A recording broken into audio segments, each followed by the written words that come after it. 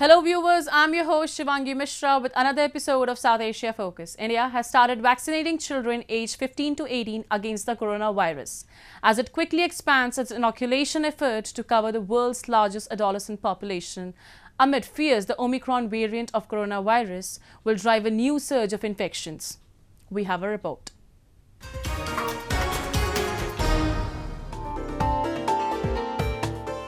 India has the largest population of adolescents in the world with about 253 million of them.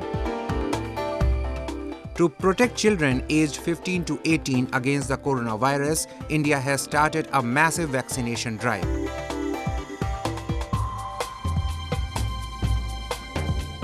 The government is giving children Bharat Biotech's Covaxin, that is only vaccine with emergency use listed for teens in the country.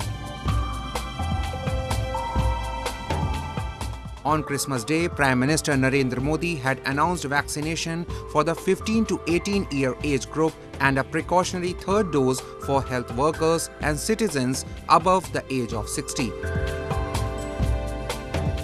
नहीं मन तो नहीं था क्योंकि मेरी family members ने लगवाई थी तो उन्होंने कहा था कि कोई डरने की बात नहीं है, पता भी नहीं चलता कि कब लग जाती है वैक्सीन और मतलब लोगों ने ऐसी बना रखा है कि ये होता है वो होता है। तैयारी अच्छी है और जिस हिसाब से अभी हम लोगों ने स्टार्ट किया है बच्चे अच्छे आने शुरू हो गए हैं तो हमें वैक्सीनेशन पूरी है सर, हमें लग रहा है कि बच्चे आएंगे।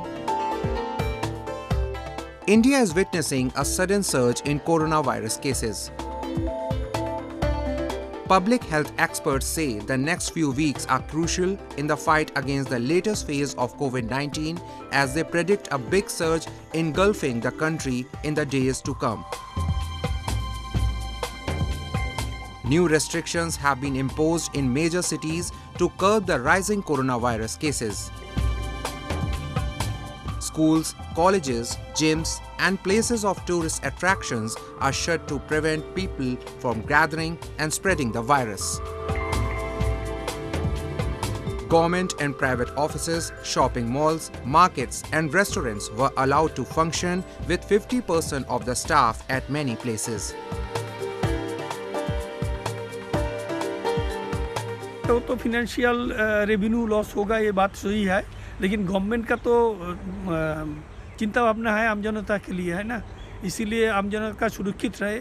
साथ साथ में हमारा जू का जितना स्टाफ है, जानवर वगैरह है, इन लोग को भी सुरक्षित रहना चाहिए, इसीलिए सरकार ने जो सिद्धांत लिया वो अच्छा ही किया। In many tourist areas, precautionary steps have been taken to stop spreading the virus. In Agra city, cash ticket windows have been shut down for the iconic Taj Mahal monument and Agra fort. Visitors will only be able to book their entry pass online for now. Monument premises के बाहर कहीं पे भी ticket करते समय या ticket window के पास जो गैदरिंग इकट्ठा हो जा रही, हमारे लिए मुश्किल हो जाता है उनको कंट्रोल करना या उस भीड़ को हटाना। तो हमने ये डिसाइड किया अभी टेम्परेरी जब तक कि ये स्थिति सामान्य नहीं होती है, हम मैनुअल टिकट विंडो को बंद रखेंगे। India has administered over 148 million COVID-19 vaccine doses to its citizens and the drive is ongoing on war footing. However ominous the new wave is, India is better prepared than it was during the last year's disastrous second wave, which was fueled by the Delta variant.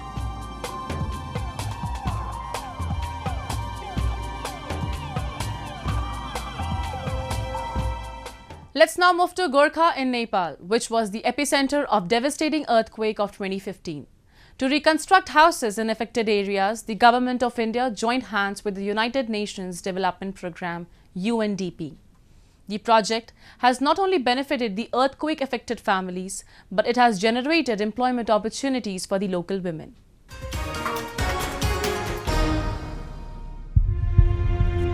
Barpak in Gorkha district was the epicenter of 2015 earthquake that killed nearly 9,000 people. Hundreds of thousands of people were made homeless, with entire villages flattened across many districts of the Himalayan nation. To lend a helping hand to its neighbor, India decided to construct houses in Gorkha district with the support of United Nations Development Programme. It not only provided new houses to the locals but created jobs for many, including the women. Madhu Maya Sunar is one of the certified trained masons. दिनको अब 200-150 रुपैयाँ जेला मजदुरी गरेर खाइन्थ्यो। यस्तै मकै गोड्नी धान गोड्नी गरेर हिँडिन्थ्यो। अब त्यो यो तालिम पाएपछि त अलि के अरे जेला पनि बढ्यो, दाजुहरुसँग हिँड्न काम गरेर हिँड्न सक्यो। अहिले हौसला पनि धेरै भयो। पहिलाको भन्दा अलि कमजोरी पनि अलि आफ्नो महसुसै अर्कै भयो नि त। Being one of the trained female masons, Madhu actively took part in the reconstruction of her neighbor's house a few steps away from hers. खुसी लाग्यो, राम्रो लाग्यो। अब महिलाको नि यस्तो हुँदो रहेछ। The reconstruction drive, which went on from March 2018 to December 2021 in Gorkha, was able to produce over 6,842 masons, out of which 424 were women who played a pivotal role in the construction process locally. Our support was to how to utilize the local material and how one person, his capacity to carry entire one house building material that consists of some kind of GIS, one bag of cement, and then utilizing all other local materials and the salvage materials they have lost during the earthquake. So that was what we have been advocating and generating awareness with the community as well as the beneficiary. The Government of India supported construction of 50,000 houses in Gorkha and Nuwakot districts of Nepal. The Indian government had committed $1 billion for reconstruction of Nepal in form of grant and line of credit. $150 million was allocated for reconstruction in housing sector, $100 million as grant, and $50 million to be drawn from line of credit. Time now for Asia This Week, the stories from across the continent.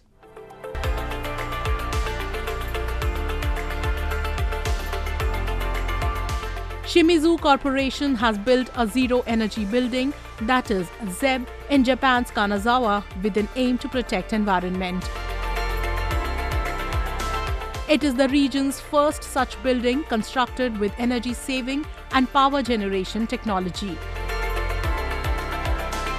The solar power electric generation system in this office produces more electricity than consumption. 超環境型オフィスを北陸からという観点でまず最初にこの環境特にゼブを達成するということを目標に挙げて取り組みました。さまざまな省エネルギーの技術を採用しまして、また建物のデザインも省エネルギーになるようにデザインを行いまして、まず使うエネルギーをぐっと減らしています。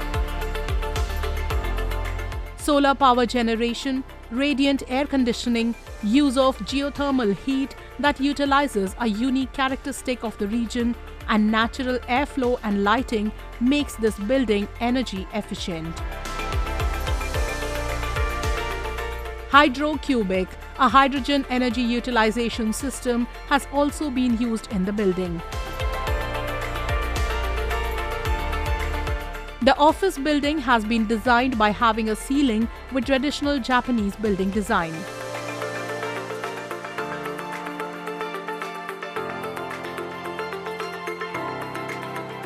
Boasting a century-old experience, Japanese soy sauce maker Kikkoman never hesitates in tackling issues that a company might face in this dynamically changing world. Environment conservation becomes a major subject to be tackled by the company. We are a food company whose doing business in more than 100 countries. So one of our policy is to promote exchange of food culture. And I believe it's very important activity. And also, as a food company, we try to promote better lifestyle and healthier eating habit through our product and services. And overall, we try to fulfill our responsibility as a public entity, as well as we try to contribute to society through activities that is unique to Kikkoman Corporation. Kikkoman has a vision, innovate and differentiate always to offer meaningful products and services that will lead to healthy lifestyles with delicious food worldwide.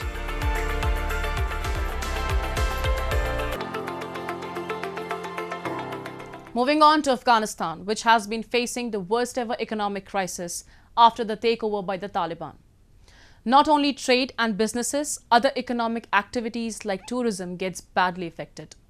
Today we take you to Bamiyan province, where absence of visitors is costing locals dearly. The winter landscape around the deep blue mountain lakes of Bande Amir in central Afghan province of Bamiyan presents an arresting spectacle empty of people, but the visitors are missing. After 2 decades of war and now facing its worst economic crisis, the collapse of Afghanistan vestigial tourism industry might almost go unnoticed. But Bande Amir, situated around 3,000 meters above sea level and a couple of hours drive from the renowned Buddhist sites of Bamiyan, usually attracts thousands of visitors a year seeking respite from the endless conflict. قبلا خیلی خوب بودن. معمولا زمستان ها برنامه اسکی و بعضی مسابقات برگزار می شدن، توریست ها می آمدن و بهار هم بسیار زیاد می آمدن. در مدتی که طالبان آمده 4.5 ماه بیشتر میشه، هیچ توریستی رو تا هنوز ما در بنده امیر ندیدیم.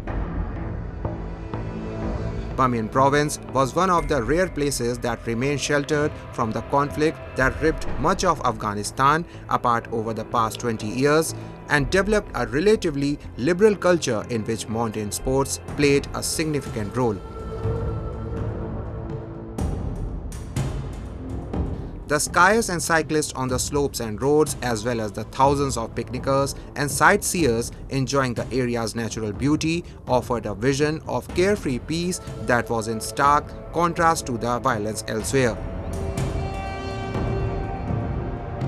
مردم بندامیر معمولا همی قریه‌ای که زندگی میکنیم 70-80 خانه زندگی میکنه. کل عایدات اینا به توریست هستن. وقتی توریست بیاین خوبن، روزگارشون چرخشون میچرخه.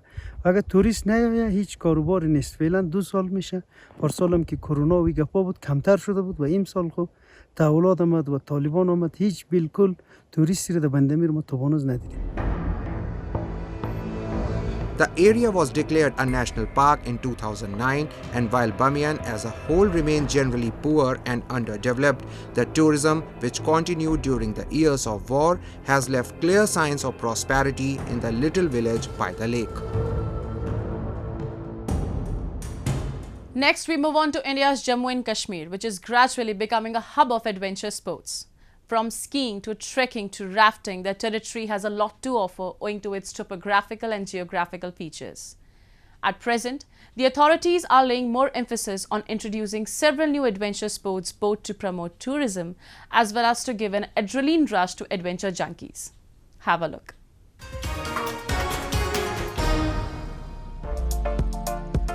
One of the ideal destinations for thrill seekers, J&K is all set to exploit its potential for adventure tourism. Gone are the days when territory only has skiing, rafting and trekking in the name of adventure activities. Today, the authorities have added many more options to the list. One among them is sky running, which is a sport of mountain running up to or exceeding 2,000 meters. the minimum average incline is over 6% and also includes sections of 30%. It is a challenge unlike any other and is rewarded by the most spectacular scenery and landscapes one can ever encounter. To give boost to the sport recently, the 3rd Skyrunning National Championship was held in the outskirts of Srinagar city. Organized by National Skyrunning Association of India in collaboration with a local NGO, the championship saw around 400 participants. They covered 10 to 20 kilometer distance from Harwan to Dara and back to Harwan. The championship was divided into various categories: sub-junior, junior and senior. Participants urged to have more such competitions in future. It's a sky running race. हमें यहाँ पे categories भी है, juniors, sub-juniors and seniors. So it's a race from Harwan to Dara for me as I'm in juniors category. So yeah, it's good. Such events should be organized in future as well so that everybody gets chance to participate. And in fact, sports is must in our life as it's compared that sports is not that good. But yeah, it should be done and these events should be organized. Paragliding is another adventure sport which is getting a major push in the territory. By taking one on a magical whirl around the majestic valleys and the grandiose of the Himalayas, it serves as a great tourist attraction. Authorities too are fully exploiting its potential. Recently, the Tourism Department organized a paragliding event at Atham, which is 20 kilometers away from Jammu. With a total flight time of 4 minutes, Atham is one of the best spots for paragliding, considering its view, accessible start-off point and smooth landing on a sand bed of a river.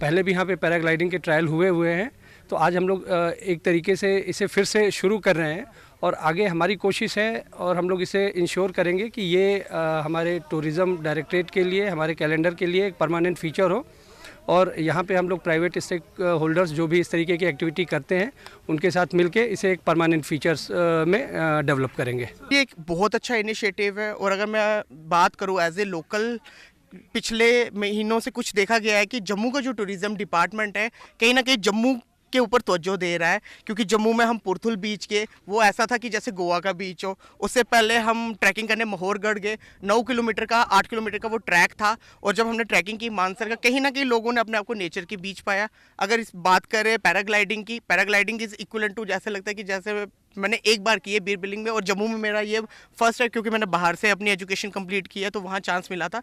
तो जम्मू वालों के लिए ये excitement वाली चीज़ है। Motorsport activities too are going on in full swing in territory, attracting a number of adventure lovers. As the valley offers some of the most beautiful tracks, some renowned and professional car racers have even led to the formation of groups like Kashmir Off-Road with an aim to promote car racing events. Moreover, the Tourism Department also keeps on organizing numerous motorsport activities to give boost to tourism. चूँकि ये नया एक sport है और इसमें adventure sport है, तो आजकल के यूथ जो हैं वो ऐसी एक्टिविटीज़ पसंद करते हैं जिसमें एडवेंचर हो, जिसमें एक मतलब एक हट के कोई चीज़ करने का हो। तो this was one sport which we felt कि यहाँ पे इसकी ज़रूरत है। तो हमारी एक्टिविटीज़ जो है बेसिकली मेनली दो चीज़ें हैं, एक तो ऑफ रोड एडवेंचर है जिससे टूरिज़्म प्रमोट होता है, दूसरा हमारा जो मोटर स्पोर्ट को हम बढ़ावा देना चाह रहे हैं वो बेसिकली आइडिया यही था कि यहाँ पे एक प्लेटफॉर्म बने मोटर स्पोर्ट का और इसमें जो इधर का यूथ है वो इन्वॉल्व हो, वो इस स्पोर्ट में इन्वॉल्व हो। तो पिछले 2 साल से हमने इधर इवेंट्स किए हैं तो काफ़ी अवेयरनेस बढ़ गया। Due to its mind-boggling geographical diversity and efforts of Tourism Department, Jammu and Kashmir is becoming a new tourism hub of adventure sports. With that, we come to the end of this week's episode. See you next week. Goodbye and take care.